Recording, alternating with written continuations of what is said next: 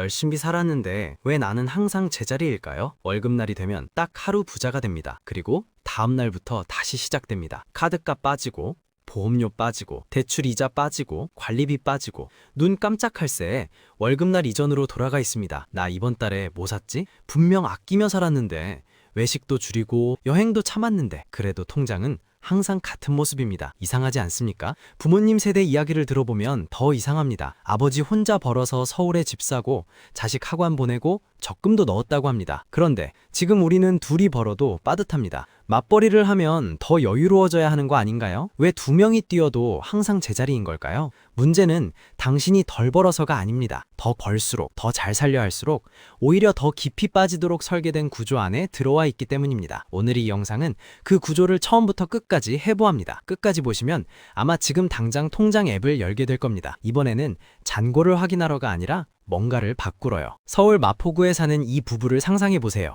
둘 다 야근을 밥 먹듯 하고 주말에도 핸드폰을 놓지 못합니다. 합산 연봉은 정확히 1억 5천. 주변에서는 너희 정도면 걱정 없겠다 하는 말을 입에 달고 삽니다. 그런데 이 부부의 월말 풍경은 전혀 다릅니다. 매달 25일이 되면 남편이 먼저 핸드폰을 엽니다. 카드값 확인. 이미 두 사람은 압니다. 또 빠듯하다는 걸. 소득 상위 15% 가구가 왜 이렇게 사는 걸까요? 숫자를 까봅시다. 월 실수령액은 세후 대략 1,000만 원 초반. 여기서 아파트 주담대 원리금이 350만 원 나갑니다. 관리비, 보험료, 통신비 같은 고정비가 100만 원.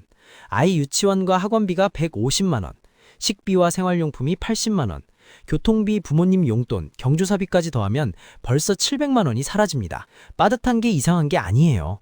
이 구조에서는 절대 여유가 생길 수가 없습니다. 그런데 여기서 진짜 무서운 질문이 나옵니다. 이 부부가 덜 벌어서 쪼들리는 걸까요? 아니면 더 버니까 더 많이 쓰게 만드는 구조에 갇혀 있는 걸까요? 맞벌이는 원래 가정의 안정망이어야 했습니다. 소득이 두 개니까 하나가 흔들려도 버틸 수 있어야 하는 거잖아요. 그런데 어느 순간부터 대한민국의 맞벌이는 안정망이 아니라 더 큰 위험을 향한 가속 페달이 되어버렸습니다. 왜 그렇게 됐을까요? 핵심은 기대소득의 자본화입니다. 은행은 대출 한도를 정할 때 부부 합산 소득을 봅니다. 부동산 시장도 압니다. 강남 아파트 매수자의 대부분이 맞벌이라는 걸. 그러자 시장은 자연스럽게 맞벌이 소득을 기준으로 가격을 형성하기 시작했습니다. 결과가 뭐냐고요? 맞벌이를 해야만 겨우 진입할 수 있는 집값이 만들어졌습니다. 그런데 그 집을 사는 순간 두 사람 모두 절대로 직장을 그만둘 수 없는 몸이 됩니다. 한 명이 빠지면 대출 이자를 못 냅니다. 이건 안정망이 아니라 두 사람을 동시에 묶어두는 족쇄입니다. 더 벌기 위해 맞벌이를 시작했는데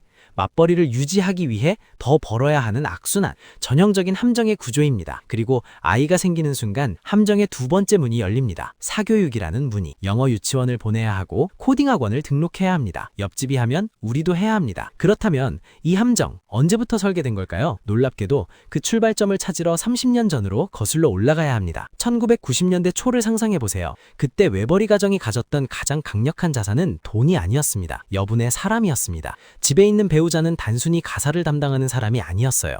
남편이 실직하면 바로 투입 가능한 예비 소득원이었고, 아이가 아프면 병원을 데려갈 수 있는 기동력이었고, 부모님이 쓰러지면 돌봄을 제공할 수 있는 인적 자원이었습니다. 경제학적으로 표현하면 전업 배우자는 가정의 유휴 생산 여력이었습니다. 지금은 어떤가요? 두 장의 카드를 이미 모두 쓰고 있습니다. 여분의 카드가 없어요. 그러니 위기가 오면 곧바로 파국입니다. 그런데 이 구조를 무너뜨린 주범이 하나 더 있습니다. 바로 부동산입니다. 외벌이로 서울에 집을 살 수 없게 된 순간 맞벌이는 선택이 아니라 생존이 됐습니다. 2001년 서울 아파트 중위가격은 약 2억 원이었습니다. 당시 평균 임금으로 15에서 20년 꼬박 모으면 살 수 있었습니다. 힘들지만 불가능한 숫자는 아니었어요. 2024년 서울 아파트 중위가격은 10억 원을 넘었습니다. 현재 평균 임금으로 모으면 40년 이상 걸립니다. 일하는 내내 한 푼도 안 쓰고 모아도 안 됩니다. 그러니까 대출을 씁니다. 그것도 최대한 영끌이 시작되는 지점입니다. 6억 원을 대출받으면 연 4.5% 금리 기준으로 월 원리금 상환액이 330만 원입니다. 가계가 감당 가능한 주거비 비율은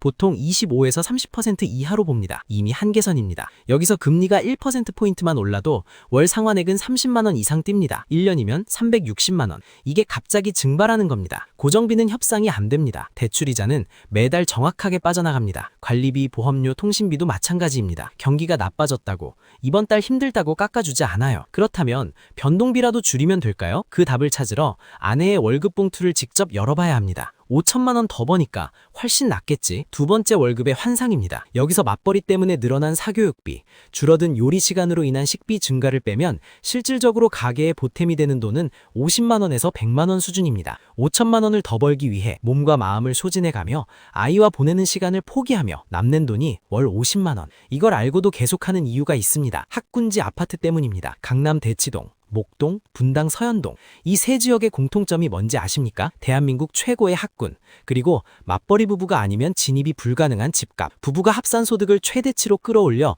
대출 받을 수 있는 금액이 늘어납니다. 그 돈으로 좋은 학군의 집에 몰립니다. 수요가 몰리니 가격이 오릅니다. 가격이 오르니 이제는 외벌이로 절대로 진입할 수 없어집니다. 맞벌이 가구만 남습니다. 그 맞벌이 가구들이 다시 한계치까지 대출받아 집값을 올립니다. 이 사이클이 20년 동안 반복됐습니다. 그 위험의 정체를 이제 직면할 시간입니다. 여기서 한 명이 빠지면 어떻게 될까요? 육아휴직, 산전후 휴가, 갑작스러운 질병, 권고사직, 번아웃으로 인한 퇴직, 이 중 하나만 일어나도 가계의 소득이 순식간에 40에서 50% 줄어듭니다. 그러나 나가야 하는 돈은 줄어들지 않습니다. 소득이 조금만 줄어도 상환이 불가능해지는 구조입니다. 더 무서운 건 이겁니다. 이 위기는 나쁜 사람에게 오는 게 아닙니다. 성실하게 살아온 사람에게 옵니다. 아니, 성실하게 살아왔기 때문에 이 함정에 깊이 들어와 있는 겁니다. 그렇다면 어떻게 해야 할까요? 두 번째 월급을 없는 돈으로 취급하는 순간 모든 게 바뀝니다. 지금 당장 해야 할 것은 하나입니다. 주담백 규모와 고정 생활비를 한 사람의 소득만으로 감당 가능한 수준으로 재설계하는 것. 집을 줄여야 할 수도 있고